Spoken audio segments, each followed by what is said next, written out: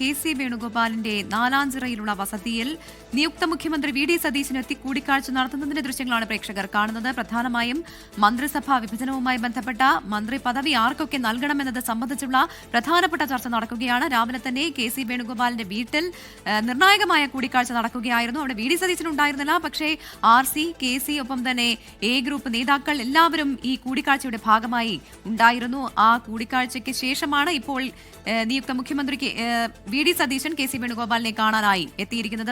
അദ്ദേഹം വീടിനകത്തേക്ക് പ്രവേശിക്കുന്നതിന്റെ ദൃശ്യങ്ങളാണ് ഇപ്പോൾ പ്രേക്ഷകർ കാണുന്നത്. അതിനുശേഷമാണ് അദ്ദേഹം കെ.സി. വേണുഗോപാലുമായി തനിച്ച് ചർച്ച നടത്താനായി പോകുന്നത്. ആ ദൃശ്യങ്ങളാണ് പ്രേക്ഷകർ കാണുന്നത്. എന്തായാലും ഇന്ന് വൈകിട്ടോടെ തന്നെ ഈ മന്ത്രിസഭാ വിഭജനവുമായി അല്ലെങ്കിൽ മന്ത്രി പദ വിഭജനവുമായി ബന്ധപ്പെട്ടുള്ള ചർച്ചകൾ പൂർത്തിയാക്കുമെന്നും AICCക്ക് ഇതുമായി ബന്ധപ്പെട്ടുള്ള പട്ടിക അയക്കുമെന്നും മുൻപ് തന്നെ വി ഡി സതീശൻ സൂചിപ്പിച്ചതാണ്. അതുകൊണ്ട് തന്നെ ഇതിലൊരു തീരുമാനം ഉടൻ തന്നെ എടുക്കുക എന്നുള്ളത് ഏറെ പ്രധാനവുമാണ്. തിങ്കളാഴ്ചയാണ് സത്യപ്രതിജ്ഞ നടക്കാനിരിക്കുന്നത്. മന്ത്രിമാർ ഉൾപ്പെടെയുള്ളവർ ഒരുമിച്ചായിരിക്കും സത്യപ്രതിജ്ഞ ചെയ്യുക എന്നും വി ഡി സതീശൻ അല്പസമയം മുൻപ് മാധ്യമങ്ങളെ കണ്ട് പറയുകയും ചെയ്തിരുന്നു. അതുകൊണ്ട് തന്നെ നിർണായകമായുള്ള കൂടിക്കാഴ്ച, പ്രത്യേകിച്ച് രമേശ് ചെന്നിത്തലയ്ക്ക് ആഭ്യന്തര വകുപ്പ് നൽകാമെന്ന് ഇപ്പോൾ വി ഡി സതീശന് ഉറപ്പ് നൽകിയിട്ടുണ്ട്. ആ ഒരു സാഹചര്യത്തിൽ ഇനി രമേശ് ചെന്നിത്തല മുന്നോട്ട് വെച്ചിട്ടുള്ള മറ്റു ഫോമുല അത് അംഗീകരിക്കേണ്ടതുണ്ട്. പക്ഷേ അതേസമയം തന്നെ ഈ മന്ത്രിസഭയിൽ കൃത്യമായ പ്രാതിനിധ്യം ഉറപ്പാക്കാനാണ് ഇപ്പോൾ കെ.സി. വേണുഗോപാൽ പക്ഷം ശ്രമിക്കുന്നത്. ആ മന്ത്രിപദം ആർക്കൊക്കെ നൽകണമെന്നുള്ളത് രമേശ് ചെന്നിത്തലയെ പോലെ തന്നെ കെ.സി. വേണുഗോപാൽ പക്ഷത്തിനും കൃത്യമായിട്ടുള്ള പദ്ധതിയുണ്ട്. അതനുസരിച്ച് നീങ്ങണം എന്നുള്ളതാണ് അവരുടെ ആവശ്യം. പ്രത്യേകിച്ച് മുഖ്യമന്ത്രി പദത്തിലേക്ക് 3 പേരും ഒരേപോലെ ഒരു റേസ് നടത്തുന്നു. അതിൽ ഒരാൾ, അതായത് വി ഡി സതീശൻ മുഖ്യമന്ത്രിയാകുമ്പോൾ സ്വാഭാവികമായും മറ്റു 2 പേർക്ക് അമർഷം ഉണ്ടാവുക അത് സ്വാഭാവികമാണ്.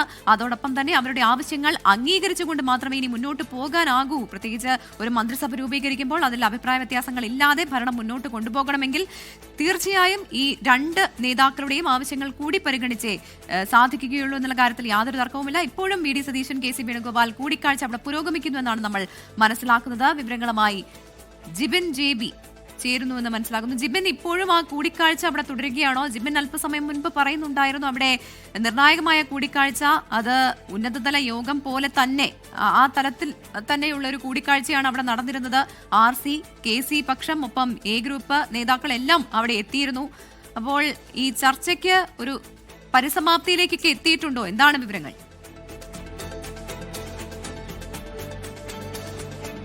തന്നെയാണ്. കാരണം നമ്മൾ നേരത്തെ കണ്ടതാണ് മുഖ്യമന്ത്രി തീരുമാനിക്കുന്നതിന് വേണ്ടിയിട്ടുള്ള നിർണായക ചർച്ചകൾ AICC ആസ്ഥാനത്ത് ഡൽഹിയിൽ പുരോഗമിച്ചത്. സമാന രീതിയിൽ തന്നെ ഏറ്റവും നിർണായകമായ ഒരു ചർച്ച തന്നെയാണ് ഇപ്പോൾ നാലാഞ്ചിറയിലുള്ള കെ.സി. വേണുഗോപാലിന്റെ വീട്ടിലും നടന്നുകൊണ്ടിരിക്കുന്നത്. കാരണം നമുക്കറിയാം 3 പേരാണ് ഈ മുഖ്യമന്ത്രി സ്ഥാനാർത്ഥിയുമായി മുഖ്യമന്ത്രി ആരാകണമെന്നുള്ള ആ ഒരു വശ്യേറെ പോരാട്ടത്തിൽ 3 പേരാണ് ഉണ്ടായിരുന്നത്. K C. Venugopal, Ramesh Chennithala, V D Satheesan. അതിൽ വി ഡി സതീശൻ മുഖ്യമന്ത്രിയായി. ഇപ്പോൾ രമേശ് ചെന്നിത്തലയ്ക്ക് അർഹമായ പദവി ലഭിച്ചു എന്നുള്ള വാർത്തകളാണ് പുറത്തുവരുന്നത്. രമേശ് ചെന്നിത്തല ആഭ്യന്തരമന്ത്രി ആയി ഉറപ്പിച്ചു കഴിഞ്ഞു എന്നുള്ള കാര്യങ്ങൾ കൂടി പുറത്തുവരുന്നു. അങ്ങനെയാണെന്നുണ്ടെങ്കിൽ ഇനി അർഹമായ പരിഗണന ലഭിക്കേണ്ടത് അത് കെ.സി. പക്ഷത്തിനാണ്, കെ.സി. ക്യാമ്പിനാണ്. അതുകൊണ്ട് തന്നെയാണ് ഈ ചർച്ച ഏറ്റവും അധികം നിർണായകമാവുകയും ചെയ്തിട്ടുള്ളത്. ഇതിൽ കെ.സി. ക്യാമ്പ് പ്രധാനമായും ലക്ഷ്യം വെക്കുന്നത്, അവർ മുന്നോട്ട് വയ്ക്കുന്ന ആവശ്യങ്ങൾ എന്ന് പറയുന്നത് 6 മന്ത്രിസ്ഥാനങ്ങളാണ്.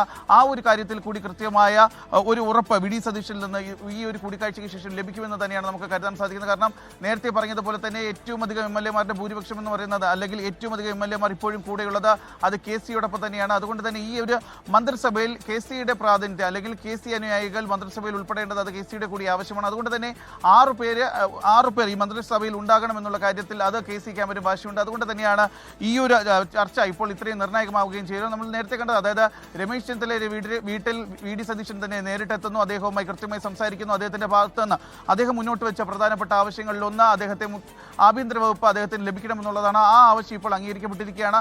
അൻവർ സാദത്തിന്റെ കാര്യം അത് മുസ്ലിം ലീഗിനോട് ആലോചിച്ച ശേഷം അതിലും ഒരു തീരുമാനമെത്തും. ഇനി തീരുമാനമാകേണ്ടത് അത് കെ.സി ക്യാമ്പിന്റെ ആവശ്യങ്ങളാണ്. കെ.സി ക്യാമ്പിന്റെ ആവശ്യമെന്ന് പറയുന്നത് 6 മന്ത്രിസ്ഥാനമാണ്. അത് സംബന്ധിച്ചിട്ടുള്ള ചർച്ചകൾ കൂടി ഇവിടെ നടക്കുകയും ചെയ്യുന്നു. എന്തായാലും ആ 6 മന്ത്രിസ്ഥാനങ്ങൾക്ക് അതിന് അവകാശികൾ ആരൊക്കെയാണെന്നുള്ളത് നമ്മൾ രാവിലെ തന്നെ കണ്ടതാണ്. കാരണം കൃത്യമായി കെ.സി ക്യാമ്പിൽ നിന്ന് ആരൊക്കെയാണ് മന്ത്രിസ്ഥാനത്തേക്ക് എത്താൻ ആഗ്രഹിക്കുന്നത് അവരെല്ലാം തന്നെ ഇന്ന് രാവിലെ മുതൽ ഈ നാലഞ്ചിറയിലെ വീട്ടിലേക്ക് എത്തിയിട്ടുണ്ട്. അത് മാത്രമല്ല RCയുടെ ക്യാമ്പിൽ നിന്ന്, പ്രത്യേകിച്ച് അൻവർ സാദത്തിനെ പോലുള്ള RCയുടെ ഏറ്റവും അടുത്ത അനുയായികൾ അവർ ഈ ക്യാമ്പിലേക്ക് എത്തി. A ഗ്രൂപ്പിന്റെ മുതിർന്ന നേതാക്കൾ എത്തി. അങ്ങനെ ഒരു UDFന്റെ യോഗം ഈ കെ.സിയുടെ വീട്ടിൽ വെച്ച് നടന്നു എന്ന് പറഞ്ഞാൽ പോലും നമുക്കത് തള്ളിപ്പറയാൻ സാധിക്കില്ല. ആ തരത്തിലായിരുന്നു ഇന്ന് രാവിലെ മുതലുള്ള ഈ വീട്ടിലെ കാഴ്ചകൾ എന്ന് പറയുന്നത്. കാരണം കോൺഗ്രസിന്റെ വിജയിച്ചു വന്ന MLA മാർ, നിലവിലുള്ള MP മാർ, UDF-ന്റെ പ്രധാനപ്പെട്ട നേതാക്കൾ, അങ്ങനെ എല്ലാവരും ഈ വീട്ടിലേക്ക് എത്തി വലിയ രീതിയിലുള്ള ഒരു ചർച്ചകൾ നടക്കുന്നു എന്നുള്ള കാര്യം നമ്മൾ കണ്ടതാണ്. പക്ഷേ UDF കൺവീനർ പറഞ്ഞത് ഇത് ഒരു ചർച്ചയല്ല, സൗഹൃദപരമായ ഒരു കൂടിക്കാഴ്ച മാത്രമാണെന്നാണ് പറയുന്നത്. പക്ഷേ നടന്നത് അതല്ല, ലക്ഷ്യം അതല്ലായിരുന്നു. എങ്ങനെയെങ്കിലും അതായത് ഇന്ന് വൈകുന്നേരത്തോടു കൂടി മന്ത്രിസഭയുമായി ബന്ധപ്പെട്ടുള്ള ചർച്ചകൾ പൂർണ്ണമാകും. ആരൊക്കെയാണ് മന്ത്രിമാർ,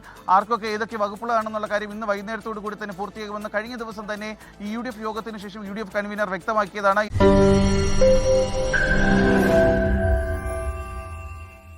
ലോകത്തെവിടെയായാലും ഏത് സമയത്തും 24 വാർത്തകളും ഓഗ്മെന്റഡ് റിയാലിറ്റി പാക്കേജുകളും എക്സ്പ്ലെയിനറുകളും വിശദമായി കാണാൻ ഞങ്ങളുടെ യൂട്യൂബ് ചാനൽ നിങ്ങൾക്ക് സബ്സ്ക്രൈബ് ചെയ്യാം.